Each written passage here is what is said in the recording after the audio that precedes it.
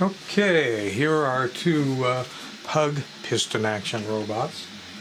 Both vintage, one minty and one salvaged. I always gotta love people that try to salvage them. I mean, the handmade dome, the handmade antenna, the replacement of all the tabs. Through the years, a lot of love has come the way of this one. And besides the motor not working when I got it, this leg is still bent some, but the leg linkage was severely screwed up to where the thing, even if the motor had run, it would have fallen over every time I walked. But you can see now we've got good locking action, sounds good. We got good piston action, got the light, and some little kid modified the mouth with some green paint, which you probably can't remove without screwing up the gold paint. It now has new wires and a repro remote control.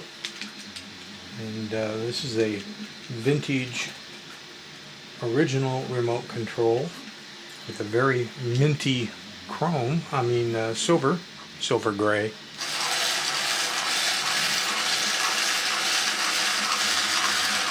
So, got them both back together, got them both working, even with all of the tab problems.